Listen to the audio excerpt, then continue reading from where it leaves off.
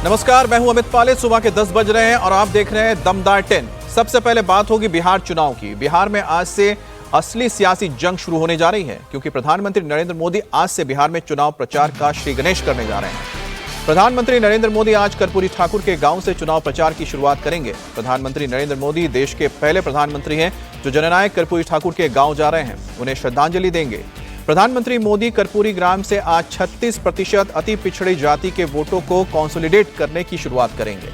कर्पूरी ग्राम से समस्तीपुर की 10 विधानसभा सीटों को साधने के साथ ही प्रधानमंत्री मोदी आज बेगूसराय भी जाएंगे, जहां विधानसभा की 7 सीटों को साधने की कोशिश होगी। कर्पूरी ग्राम में पीएम मोदी को लेकर जबरदस्त उत्साह है और सुरक्षा के पुख्ता इंतजाम भी किए गए हैं। तो प्रधानमंत्री मोदी आज बिहार चुनाव के कैंपेन की शुरुआत करने जा रहे हैं, चुनाव प्रचार की शुरुआत करेंगे और प्रधानमंत्री मोदी के आज मैदान में उतरते ही बहुत सारी चीजें तब्दील होने लगेगी, क्योंकि प्रधानमंत्री मोदी और नीतीश का जो चेहरा है वो किस कदर लोगों के ऊपर हावी होता है, इसको 2020 में लोगों ने और तमाम उन जानकारों ने देखा था जिन्होंने कहा था कि 2020 में एनडीए की सरकार नहीं बनेगी। लेकिन बिहार विधानसभा चुनाव को लेकर सियासी सरगर्मी इस वक्त काफी बढ़ चुकी है। आज प्रधानमंत्री नरेंद्र मोदी यहीं से बिहार में चुनावी अभियान का आगाज करने वाले समस्तीपुर के कर्पूरी ग्राम प्रधानमंत्री पहुंचेंगे और ये सभा स्थल जो कि दूधपुरा एयरपोर्ट मैदान पर तैयार किया गया है, यहीं से मिथिलांचल को एक बड़ा संदेश देने का काम प्रधानमंत्री की तरफ से किया जाएगा। बिहार में चुनावी तारीखों के ऐलान के बाद ये पहला मौका है जब प्रधानमंत्री बिहार आ रहे हैं। इसके अलावा कर्पूरी ग्राम प्रधानमंत्री जाएंगे, वहां पर कर्पूरी ठाकुर की प्रतिमा पर माल्यार्पण अर्पित कर श्रद्धांजलि देंगे और उसके बाद एक प्रतीक के रूप में जो झोपड़ी तैयार की गई है जिसमें कर्पूरी ठाकुर के सादगी भरे और साधारण जीवन को दर्शाया गया है, उसको देखने के लिए पहुंचेंगे और फिर सड़क मार्ग से वो इस एयरपोर्ट मैदान पर पहुंचेंगे, जहां पर तमाम तैयारियां प्रधानमंत्री के स्वागत को लेकर की गई हैं। सुरक्षा की बात की जाए तो 4 लेयर की सुरक्षा यहां पर दिखाई देती है प्रधानमंत्री के लिए। साथ ही यहां पर लोगों के बैठने का इंतजाम किया गया है। 1 लाख से ज्यादा लोगों के आने की उम्मीद इस वक्त प्रशासन की तरफ से जताई जा रही है। जगह जगह पुलिस ने बैरिकेडिंग कर सुरक्षा को और ज्यादा सख्त कर दिया है। दूधपुरा एयरपोर्ट मैदान से कर्पूरी ग्राम के बीच में 1000 से ज्यादा सुरक्षा बलों की तैनाती की गई है। लगातार यहां पर अब लोगों के पहुंचने का भी सिलसिला शुरू हो गया है।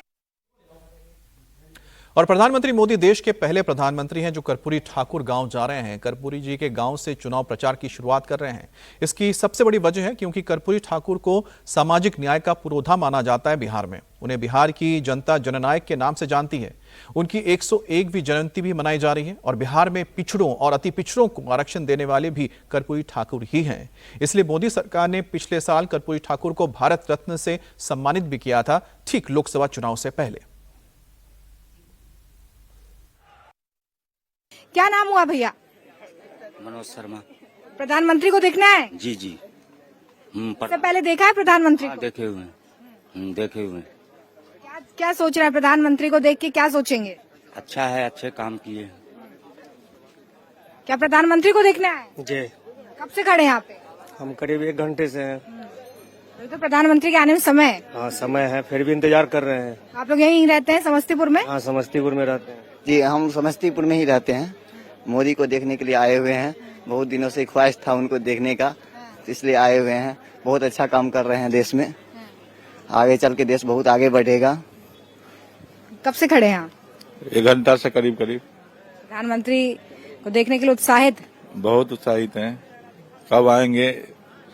10:30 बजे का टाइम है शायद। तो देखिए लोग घड़ी देख रहे हैं कि प्रधानमंत्री कब यहाँ पर पहुंचेंगे। कब से खड़े हुए हैं? मैं सुबह से इंतजार कर रहा हूँ। कहाँ से आए? मैं अबुल फैज खान मेरा नाम है। उत्तर प्रदेश में मऊ जनपद में माहपुर गांव का रहने वाला हूँ। कहाँ से आए यहाँ पे? मैं मोदी जी का जबरा फैन हूँ। जहाँ जहाँ मोदी जी की सभा होती है मैं जाते रहता हूँ, पार्टी का उत्साह बढ़ाने के लिए। मोदी जी जब से भारत के प्रधानमंत्री हुए हैं पूरे भारत में रोशनी आ गई है। विकास तेजी से हो रहा है, महिला को सम्मान मिल रहा है, किसानों को सम्मान मिल रहा है, मुसलमानों को सम्मान मिल रहा है, कोई भेदभाव नहीं हो रहा है। कब से आए हैं? कब से आए हुए हैं प्रधानमंत्री को देखने के लिए? अभी आए हैं। समस्तीपुर में ही रहते हैं? हाँ दूधपुरा घर हुआ। प्रधानमंत्री तो 4थी बार यहाँ पर चुनावी रैली कर रहे हैं। इससे पहले 3 बार कर चुके हैं। तब देखे थे आप प्रधानमंत्री? आए थे।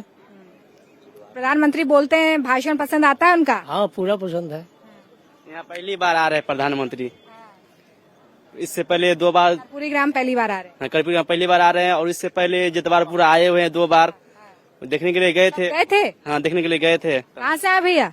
ये मुसाफिर से आए हैं। अच्छा, मूसापुर से आए हैं प्रधानमंत्री को देखने। जी, उनको देखने से लगता है कि भगवान दर्शन हो गया, ऐसा महसूस होता है। जी, जब तक दुनिया रहे तब तक उनका रहना जरूरी। पहली बार देखेंगे आज प्रधानमंत्री को? में देखे एक मर्द देखे। क्या नाम हुआ भैया? मिथिलेश कुमार। मिथिलेश कुमार जी समस्तीपुर ही रहते हैं? नहीं, छपरा रहते हैं। छपरा से आए प्रधानमंत्री को देखने? जी। ऐसा क्या है कुछ प्रधानमंत्री में? जी। क्या अच्छा लगता है प्रधानमंत्री में? अच्छा विकास कर रहे हैं, अच्छा सब चीज हो रहा है।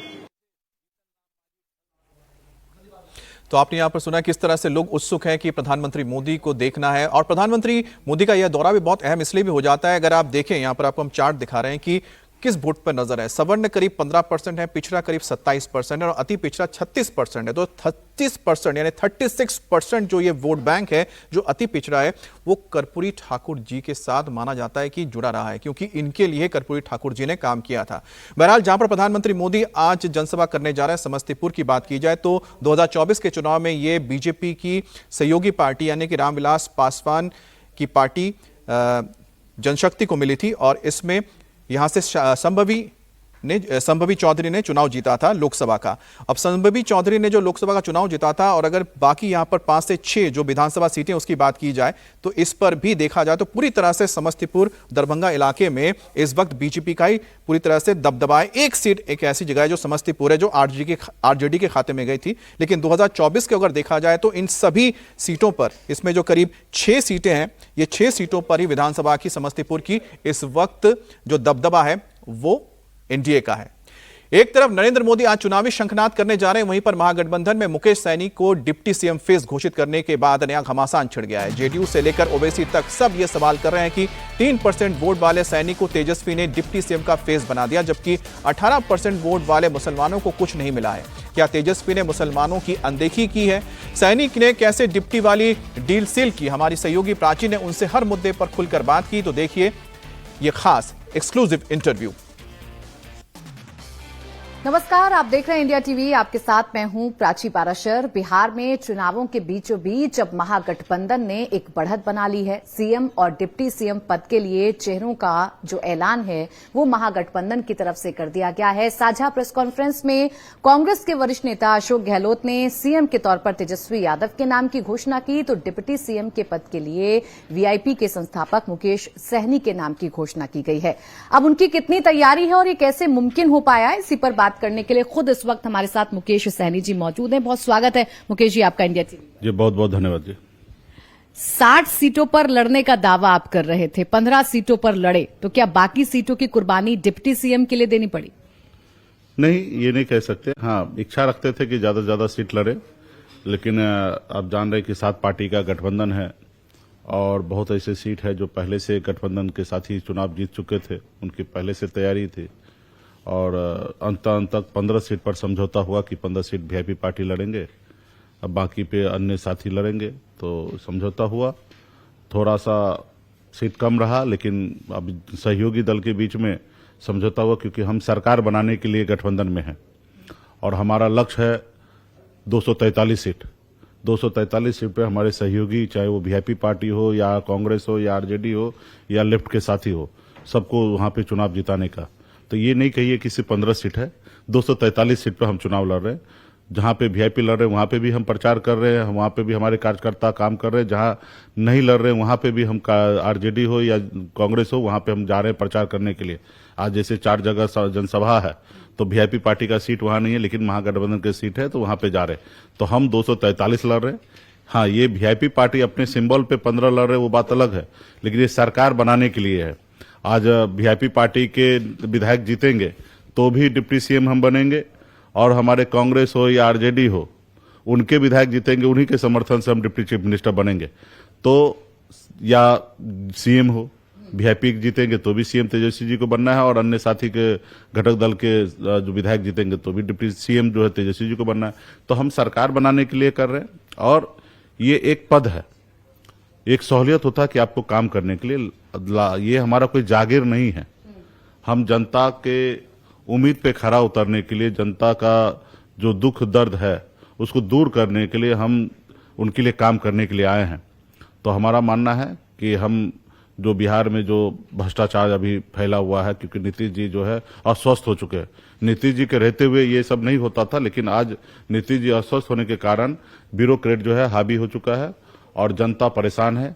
क्योंकि थोड़ा छोटा छोटा काम के लिए अगर सीईओ के पास भी अगर जा रहे हैं जमीन को मोटेशन करने के लिए, तो 20 से 25 हजार रुपया उनको देना पड़ता है। तो इसके लिए बदलाव के लिए, और ये गरीब लोग को ही देना पड़ता है, तो उनके लिए लड़ाई लड़ने के लिए मैं आप तो शुरुआत से कह रहे थे, जब से चुनावों की घोषणा हुई थी, एक मुकेश सहनी थे जो बड़े कॉन्फिडेंस में आकर ये कह रहे थे कि डिप्टी सीएम के लिए मेरे नाम का ऐलान होगा। जब सब कुछ तय ही था तो बात अटकी कहां थी? इतना वक्त क्यों लगा इस ऐलान को होने में? सब चीज का एक अपना समय होता है। मान लीजिए मेरा अभी शादी होना है अभी, तो 1 महीना या 1 साल पहले से बैंड बाजा नहीं ना बजेगा। तो जब सोच समय है, अभी चुनाव के मैदान में आए हैं, तो अभी ये घोषणा होने से ज्यादा लोगों में जोश आएगा। अगर मैं 2 महीना पहले अगर इसका घोषणा कर देता, तो लगता है मुझे कि इसका जोश जो है अभी आते आते अभी तक खत्म हो गया रहता। लेकिन अभी जोश आने के बाद ये देखिएगा कि 1 महीना तक ये जोश होगा। जब तक हमारा चुनाव मैदान में हम लोग रहेंगे, तब तक पूरा हमारे कार्यकर्ता जोश में रहेंगे कि सीएम फेस पे तेजस्वी प्रसाद यादव जी हैं, जिसके ऊपर बहुत सारे लोग अटकल लगा रहे थे कि नहीं होंगे नहीं होंगे, लेकिन वो होंगे। तो फिर आप समझिए कि उनके चाहने वाले लोग कितने खड़े हो गए होंगे। उसी तरीके से वीआईपी पार्टी के चाहने वाले के बीच में ये था कि नहीं होंगे, सस्पेंस खड़ा हुआ था। लेकिन अभी कल हो गए तो पूरे बिहार में मिठाई बट रहा है, पटाखे फोड़ रहे हैं और खुशी मना रहे हैं। तो ये चीजें सबका एक अपना टाइमिंग होता है और उस टाइमिंग में हुआ। और अभी का टाइमिंग जो है बेस्ट टाइमिंग है और बहुत ही अच्छा टाइमिंग है। इसमें हमारे कार्यकर्ता में जोश है। ये बात तो 2024 में तय हो चुका था कि अगली सरकार 2025 में जब हम मैदान में उतरेंगे तो आप डिप्टी सीएम का कैंडिडेट है और आप हमारे साथ काम कीजिए। और हमने 2014 में ही गठबंधन में मैं आया, जो लोकसभा के साथ हमने चुनाव लड़ा था। तो अभी होने से इसका फायदा है। नहीं, बहुत देरी इस वजह से मैं बार बार आपसे पूछ रही हूं कि आप भी दिल्ली के चक्कर लगाने के लिए पहुंच गए थे। आप ही ने कहा था कि कुछ अस्वस्थ है, हम दिल्ली जा रहे हैं। उसके बाद बैठकें हो रही थी, नहीं हो रही थी। अशोक गहलोत को फाइनली आना पड़ा। जब यहां ऑलरेडी कांग्रेस के नेता मौजूद हैं, कृष्णा अल्लावरू मौजूद हैं, तो अशोक गहलोत को क्यों आना पड़ा और उसके बाद फिर कैसे मामला आपका सुलझा? नहीं, अशोक गहलोत जी बड़े सीनियर नेता है, 3 बार मुख्यमंत्री रह चुके हैं। तो उनके जुबान से अगर ये नाम का घोषणा होगा तो ये अपने आप में बड़ा होगा।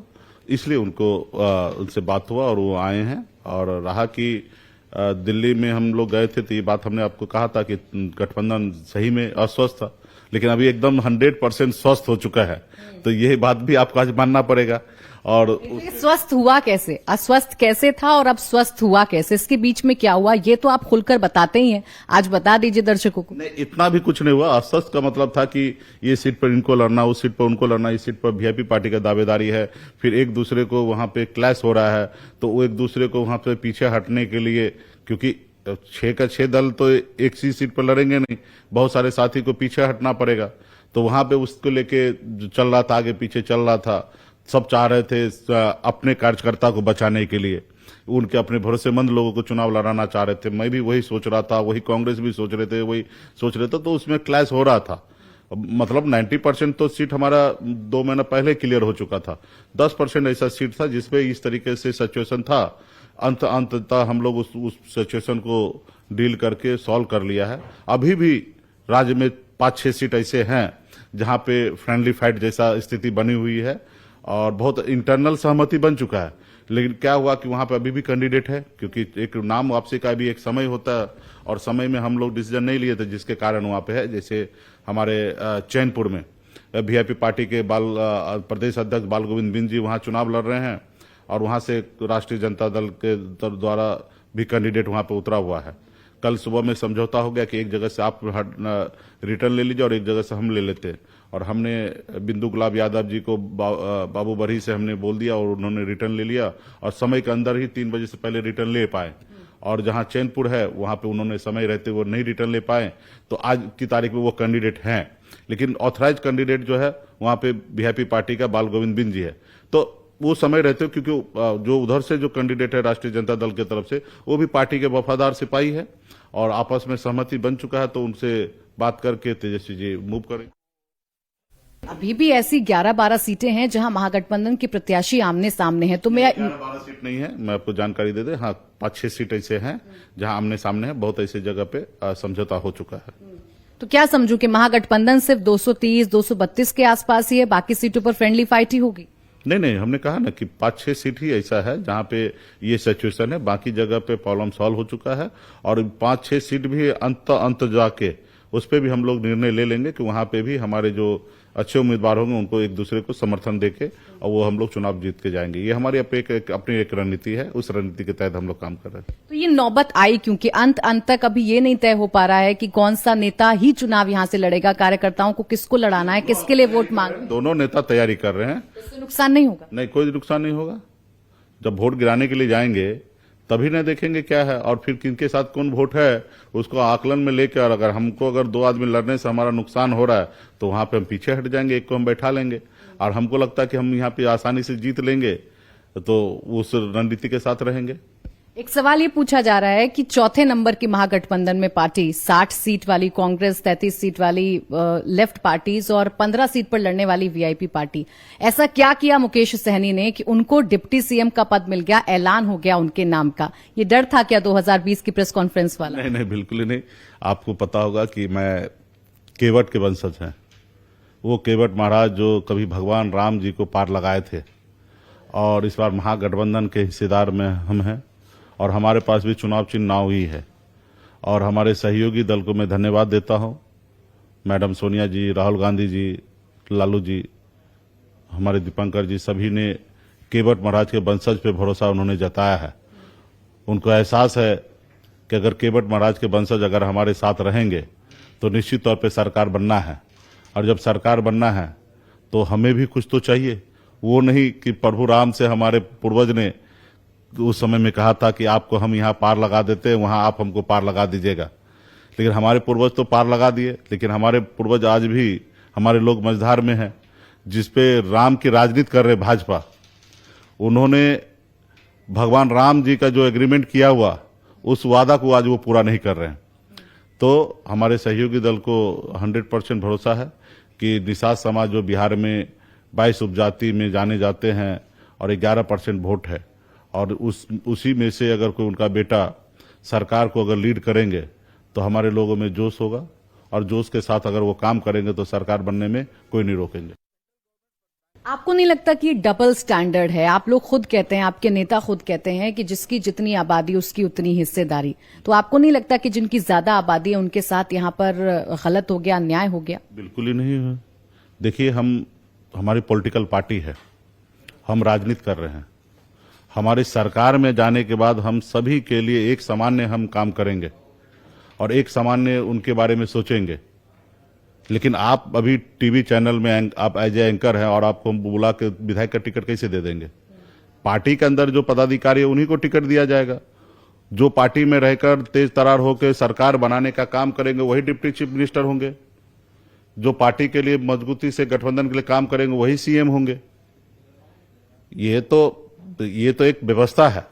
जिसकी 18% आबादी है मुस्लिम समाज, क्या उसमें से कोई ऐसा काबिल नहीं है कार्यकर्ता, नेता जिसके नाम का ऐलान हो जाए? किसने कहा कि काबिल नहीं है? वो आज वो हमारे साथ है, मजबूती से है। उनके दुख सुख में हम खड़े हैं, वो हमारे दुख सुख में खड़े हैं, और वो हमारे महागठबंधन का अटूट पार्ट है। और उनके लिए हम लड़ाई लड़ रहे हैं, वो हमारे लिए लड़ाई लड़ रहे हैं। आज भी उसमें से बहुत हमारे पार्टी गठबंधन में सीनियर नेता हैं, चाहे वो अब्दुल बारिक सिद्दीकी साहब हो, फातमी जी हो, नूरुल हुदा जी हो, तमाम हमारे एक से एक नेता हमारे साथ हैं। और जब समय बनेगा, सिचुएशन होगा, जगह तय होगा, तो वहां पे विधायक भी बनेंगे, मंत्री भी बनेंगे, पावर में सरकार में भी सिस्टम में रहेंगे। ये तो बीजेपी के तरफ तरीके से आप लोग परसेप्शन बना रहे हैं। आप ऐसा क्यों बना रहे हैं? उनके लिए तो हम है ही। आपके नेताओं के हिसाब से जो बयान आते हैं उसके हिसाब से सवाल पूछा जा रहा है। आप ही कहते हैं जिसकी जितनी आबादी उसकी उतनी हिस्सेदारी। अब बीजेपी कल से ये सवाल पूछ रही है, कल से नैरेटिव चला रही है कि जो MY समीकरण है उसमें से Y यादव तो रह गया, लेकिन M फॉर मुस्लिम की जगह अब मुकेश सहनी हो गए। देखिए, समय समय पर परिवर्तन होता है। अब उनसे हमको सीखने की आवश्यकता नहीं कि हमारा समीकरण क्या है। हमारे समीकरण A to Z है, उनके अनुकूल हमें नहीं चलना है। हमारा समीकरण जो है A to Z है। आपने कई बार तेजस्वी जी का भी आपने सुना होगा कि हमेशा वो A to Z की बात करते हैं, और हम भी बात करते हैं। वो तो सिर्फ जाति और धर्म को बांटने का काम भारतीय जनता पार्टी का है। यही भारतीय जनता पार्टी का बस चले तो देश के अल्पसंख्यक को कहते हैं कि देश में रहना नहीं है। इसका बस चले तो ये गरीब, पिछड़ा, दलित के हाथ से पानी नहीं पीते हैं। इनका बस चले तो एक गरीब मछुआरा मल्ला का बेटा संघर्ष करके 4 विधायक बनाए और हमारे सहयोग से 2020 में सरकार बना, लेकिन इनको अच्छा नहीं लगता कि गरीब जो हजारों साल से दबा कुचला समाज है वो कैसे अब पैर पे खड़ा हो गया। उन्होंने हमारे विधायक को खरीद लिया। मंत्री तो आपको बनाया था, वो मेहरबानी थोड़े की है, हम सरकार बनाए, यही तो दिक्कत है। हम सरकार बनाए, हम नहीं समर्थन देते तो उनके कोई न डिप्टी सीएम बनते न कोई मंत्री बनते, लेकिन मार्केट में परसेप्शन है कि हमें वो बनाया। हमें वो क्यों बनाएंगे? हमें तो जनता ने बनाया, जनता ने हमें समर्थन दिया, हमारे पास 4 विधायक बना, इसलिए सरकार बना और सरकार का मैं हिस्सा था और इसके कारण हम मंत्री बने। हम पे कोई मेहरबानी नहीं किया, मेहरबानी हमने किया कि उनके साथ देकर। तो यही परसेप्शन वो बनाते हैं। हम तो आपने कहा ना कि हमारे विधायक खरीद के हमको रोड पे ला दिया, तो भारतीय जनता पार्टी का है किसी जात को खत्म करना, किसी धर्म को खत्म करना, नफरत की राजनीति करना, ये उनका काम है। हम तो सभी जाति सभी धर्म के लिए और सभी वर्ग के लिए हम लोग काम करने वाले लोग हैं और सबको लेके चलने का काम करेंगे।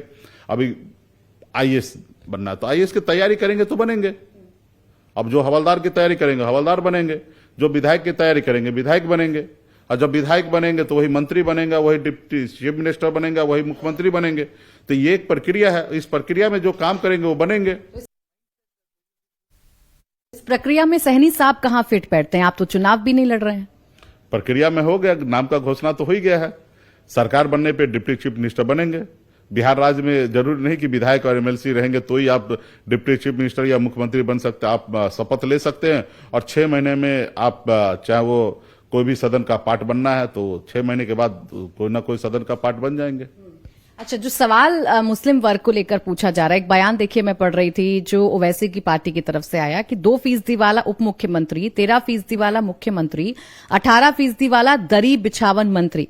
अब हम कुछ बोलेंगे तो कहेंगे अब्दुल तू चुप बैठ जा वरना बीजेपी आ जाएगी। तो ये डर दिखाते हैं क्या आप उनमें? सबसे पहले ओबीसी साहब को जानकारी पूरा प्राप्त कर लेना चाहिए, क्योंकि हैदराबाद से है, बिहार के तो है नहीं।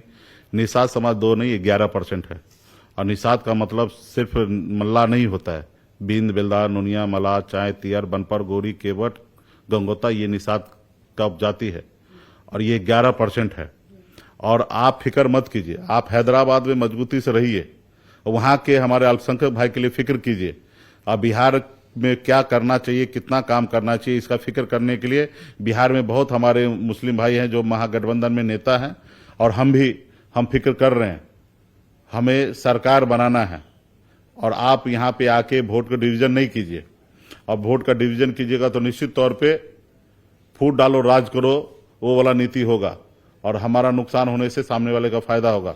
अगर आप हमारे हितैषी है तो सिर्फ इतना कर लीजिए कि हमारे पक्ष में खड़ा हो जाइए, फिर आप देखिए कि हम क्या करते हैं। वो तो आए थे, वो तो बार बार कह रहे थे कि हमें अपने गठबंधन में शामिल कर लीजिए, ढोल नगाड़े बजाए जा रहे थे, कह रहे थे देखिए अब चूंकि मुसलमानों को प्रतिनिधित्व देना होगा तो महागठबंधन में ओवैसी साहब की एंट्री बंद है।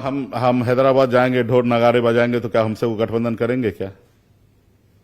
भाई आपके पास पूंजी भी होना चाहिए, आपके साथ कौन है वो भी होना चाहिए, किस लिए है वो भी होना चाहिए। चलिए हम अपने में से, अभी तो खैर सीट खत्म हो गया है, नहीं तो पहले अगर बोलते तो मैं अपने में से सीट दे देता, लेकिन वो पहले वादा करते कि हैदराबाद में हमको भी यहाँ 2 सीट देंगे तो हैदराबाद में भी हमको 2 सीट देंगे, तो हम अपने में से दे देते उनको सीट। ठीक है, 15 सीटों का आपने जो टिकटों का बंटवारा किया उसमें भी तो मुस्लिम समाज के लोगों को आपने टिकट नहीं दिया। नहीं देखिए ऐसा नहीं था। हमारे पास जो चुनाव लड़ने के लिए हमारे एक नूरुल हुदा साहब जो हैं वो थे, और सिचुएशन उनको हम लोग चुनाव लड़ाना चाह रहे थे, लेकिन राष्ट्रीय जनता दल का वहां पे सिटिंग कैंडिडेट था और उनको काटना बहुत दिक्कत हुआ। और उसके बाद हमारा जो भी एरिया में हमको सीट मिला है तो वो एरिया में हमेशा अदर लोग ही जीते हैं, तो समीकरण के अनुकूल वो फिट नहीं बैठ पाया। तो आप यहां पर सुने थे मुकेश सैनी को, जिन्हें महागठबंधन का डिप्टी सीएम का फेस बनाया गया है, और उन्होंने दावा किया है कि उनकी जो आबादी है बिहार में वो 2% नहीं है 11% है, और 11% महागठबंधन के साथ जैसे जुड़ जाएगी तो उनकी जीत होगी, विजय होगी।